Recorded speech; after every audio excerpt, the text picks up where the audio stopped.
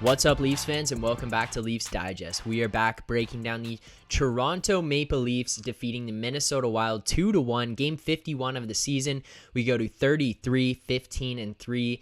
Peter Mrazek makes 29 saves, allows one goal, and has a .967 save percentage. A great night for him, and a great night for Auston Matthews, who launches himself into first in the Rocket Richard race with his 35th and 36th goals of this season. And Goody, I don't know if you saw the stats on Twitter that were going around. He now has 77 goals in his last 100 games. Kid is a sniper. He is such a great player. We've been saying for a long time he's number 2 in this league to Connor McDavid because it's the hardest thing to do in the game, scoring goals. And you got to take that into consideration. And Auston Matthews, you see it tonight. He can do it in an array of ways. And right now he's learning how to be a two-way player, and it's all coming together for him at the right time. Yeah, he's just completely excelling or taking his game to another level here. And I heard Ray Ferraro on the broadcast tonight refer to him as one of the best 200-foot players in the NHL. This guy is no longer just a guy who can score a lot of goals. I mean, you look at Patrick Laine, who we played against the other night for Columbus. That is a guy who just scores a lot of goals. Auston Matthews has really taken his game to another level. As I mentioned a little while ago, he was 3rd in the league in takeaways. I believe he remains in that spot, but you look at what he did tonight. It was a clinic all around. Back checking and stealing pucks, going out and retrieving it in the offensive zone off of forechecks, or just naturally turning around, lifting a guy's stick and picking it up. That's ultimately what ends up happening on that second goal there. But the guy has completely changed his game to be an all-around player, and he is deserving of being known as one of the best players in the entire National Hockey League at this point. And then I even look at it now. This guy is cementing himself as someone who should be one of the Hart Trophy candidates this season. It's ridiculous. If he is not, There's something wrong here. Yes, you can look around and say, yeah, Mitch Marner's on his line. Sure, John Tavares and William Nylander play on his team. I get it. But you look at Connor McDavid when he was playing with Leon Draisaitl and putting up ridiculous numbers of points. He was still granted that Hart Trophy, and then his team wasn't able to have playoff success either. Now you look at this Leafs team. They're top 10 in the NHL. They're putting along here. I mean, you just snap a 3-game losing streak, but it's only the second one they've had this season. And this guy launched himself into first in the Rocket Trophy race. And the other part of that you have to remember is at one point he was 9 goals behind Leon Draisaitl, and sitting here now, he's 1 goal ahead of him in 3 less games played. Oh, he can fully do it. He can fully do it. And the way that the Leafs, I think, are going to get rolling here in the second half. I mean, we had a little ugly streak there for a moment, but I think we're going to get to be winning a lot of games here in the second half of the season. We're going to go into the playoffs strong. This Leafs team is too good not to be winning regular season games now. And Auston Matthews is on a whole new level. And he's exactly right to say he's one of the best 200-feet player. He's always given me a little bit of shades of, I find, Anze Kopitar, who was really great in his own end and gifted offensively. Mark Stone, guys like that. Yeah. And Auston Matthews, to be honest, is in a complete league of his own compared to those players. So I'm excited to see what he can get up to. Hopefully he can take this momentum and bring it into an insane playoff run. But that's always just like the utmost goal. So to say that that's the be-all, end-all, I mean, you got to hope so, but you just never do know if it's going to fully materialize. But Auston Matthews, for the regular season, he is definitely a good guy to go and get the Hart, or at least get a nomination. I think I'm with you there to say that he definitely needs that.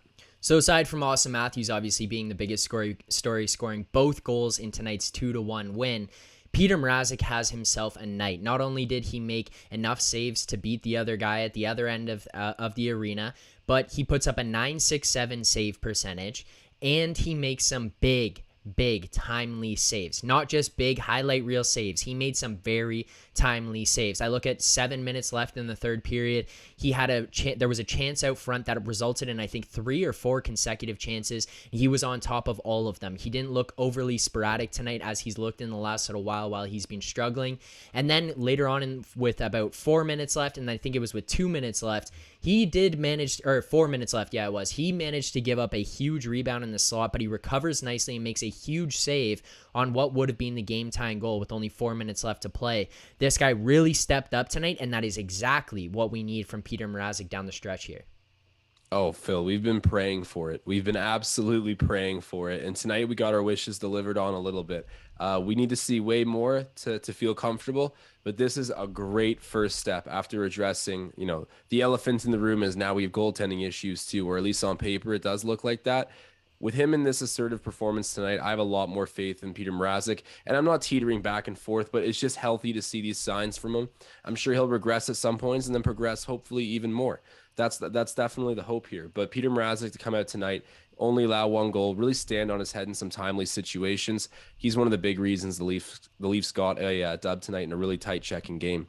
Well, we did manage to address the one elephant in the room regarding the goalie situation, and him stepping up tonight against Minnesota is a huge step in the right direction. Whether or not he can maintain that, we'll find out. But Goody, the other elephant in the room is regarding taking care of your family jewels. And if you haven't started taking care of your family jewels yet, it's time to with Manscaped. Manscaped is the best in men's below the waist grooming, and they offer precision engineered tools for your family jewels. Manscaped recently launched the Ultimate Men's Hygiene Bundle, the Performance Package. You can join over 4 million men worldwide who trust Manscaped. And I mean, 4 million men, Goody, roughly, I'm not a math guy here, but that's about 8 million balls worldwide who trust Manscaped to protect and take care of their family jewels. And you guys can go and take advantage of this right now with this exclusive offer.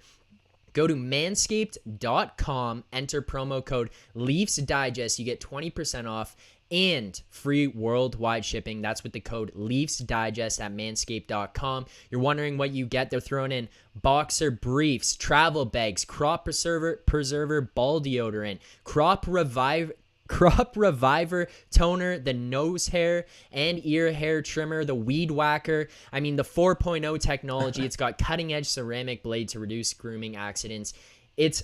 What more could you ask for there? So if you guys haven't taken advantage yet, make sure you head over to manscaped.com, enter promo code Leafs Digest for 20% off and free worldwide shipping. But Goody, back to tonight's game. I mean, the Mrazek thing is unbelievable to see that happen, but one thing we did see happen tonight, ultimately things ended up getting shaken up a little bit with Ilya Mikheyev leaving the game with illness, so hopefully he'll be okay. They said non-COVID related, so hopefully it's not going to be out for an extended period of time. But Sheldon Keefe entered tonight's game with the lines already in the blender. He moved Andre Kasha up to the line with Tavares and Nylander, moved Kerfoot down to the third line, although I don't necessarily see it as, it is a demotion, but I don't think it really is in terms of Kerfoot. He's been playing well. It's more about getting Nylander and Tavares going, and I think that experiment worked out. They don't get points tonight, but Kasha playing on that line adds a little bit of life, brings them a little bit of energy, and gets them going a little bit more. No, I agree with you. And it's funny, man. Sheldon Keefe, you never know when this guy's just going to send stuff right through the blender. And I think he's prepared this team nicely for playoffs because I thought that line played really good defensively. Cash is kind of known for that now in our lineup. And, even though they didn't get a point, as you were saying, I think they were a solid group tonight on the ice for the Leafs. So personally, I liked what Sheldon Keefe did with it. He's kept these guys on their toes all year. And, stuff happens. I keep coming back to it, but John Tavares going down last year in the lineup, as much as it was a hit to our morale, it was a hit completely to our strategy as well, because these guys didn't have the chemistry at that point in time. We were completely shook. I feel like this team's mature enough now, and we've kind of gone through the course of learning how to play with, basically all the forwards with each other. I think at this point, we're looking more playoff ready than we have in a long time. But I did like that line tonight, Phil, definitely.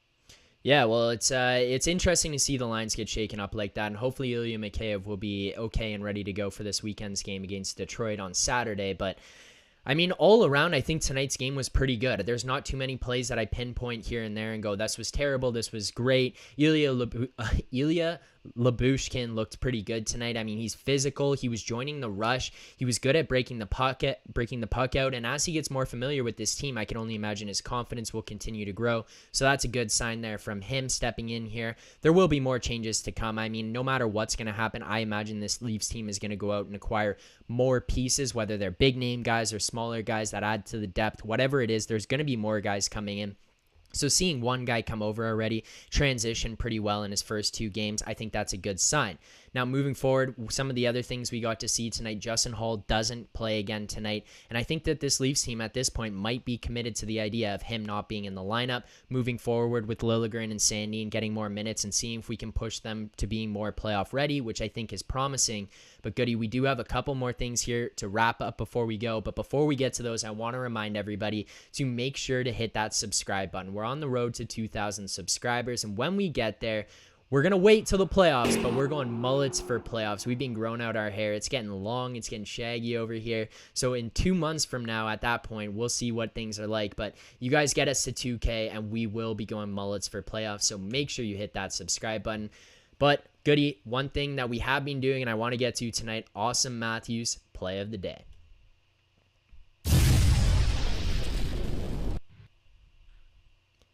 All right, I will start this one off. My Auston Matthews play of the day. I mean, we've given it to this guy so many times this year, and it is named after him, but he is the deserving recipient tonight, in my opinion. I'm going to pinpoint the second goal tonight because that is the perfect display of a guy showing off his range and his versatility as a hockey player. Chasing down the guy at center ice, stealing the puck off him, turning it around, making the pass to Marner, drive the net, and banging in that goal. He now has 77 goals in his last 100 games. That second goal tonight puts him in the league lead for the Rocket Richard, and it's just beautiful because, yes, that first goal he scored was incredible. We're going to be watching that on highlights for until the rest of the end of the season and probably all throughout the summer. That's a beautiful Auston Matthews shot, but that second goal really displays his versatility and range and how much he's grown as a player. I think that was an incredible goal. That is my Auston Matthews play of the day. That one definitely deserves it. It does show off that 200-foot game, but I got to go ahead and give it to the first goal because that's just vintage Auston Matthews right there. Man, I love to see it. That drag and rip. No one in the NHL does that shot as good as him. And he's got incredible control with the puck. Obviously, he's got a ton of velocity when he does decide to shoot it. But, man, he is picking pockets, and that was an important goal to sort of break the stalemate there and get us tied back up at 1-1. So, yeah. Got to go Auston Matthews first rip tonight for my Auston Matthews play of the game. All right. Well, our final thing that we got to get into here, Goody, we're going to go with our old school grades of the game.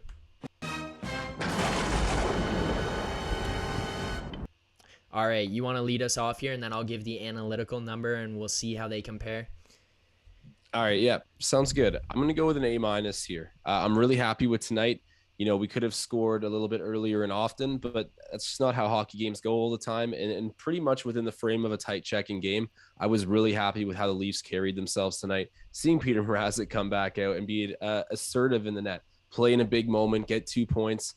That right there is just music to my ears. I hope we can continue to get those kind of performances out of him as we're going into playoffs, kind of solid up that goalie situation a bit more because it's been looking horrendous for sure. Mm-hmm.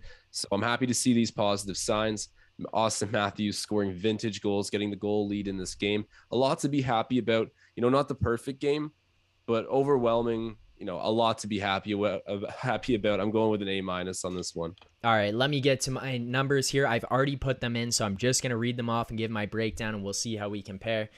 Let's start it off. Offense, team offense. I'm going to give it a 5 out of 5 tonight. I know we only managed to score 2 goals, but you look at the time, the possession time, you look at how much we carried the play in the third period. We were able to hem Minnesota in their zone a lot. The number of times they had to ice the puck just because of the pressure that we were putting on, and then you put out a fresh line, and then they hem that line in there. We were able to do that all night. We were generating a lot of chances, and the pucks, like the passing seemed to be a lot more on tonight. It was a lot more dialed in. There's still miscues here and there that's going to happen, and hopefully it gets cleaned up as things move forward. But the offense was looking creative, fast, and they were getting a lot of shots on net. Now I'm going to go to team defense. I'm giving this one a 4.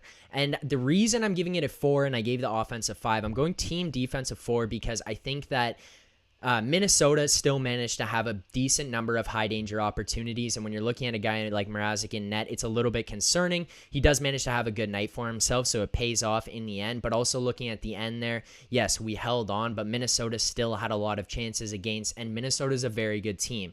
I mean, we managed to withhold their pressure at the end, but when you move forward and play against other strong teams, especially playoff teams, you're going to have to limit the amount of chances that they get and be a little bit more suffocating at the end of the game. Or actually, it was a 3-1 win. I called it 2-1 multiple times so far. It was 3-1. I don't know why I said the empty netter. 2-1. Yes, the empty netter. But then we're also going to go goaltending. I'm giving it a 5 out of 5. I think Peter Mrazek really stepped up. This is a guy whose confidence has definitely been shaken. He makes 29 saves, a 967 save percentage, and he made some huge timely saves. 5 out of 5 for Mrazek. Power play, I'll go 3 out of 5. And the reason I'm going 3 out of 5, we only go 0 for 2, but the thing on the power play is that we've been struggling lately. This has been in numerous games in a row where we can't get power play goals. We were the best power play in the league.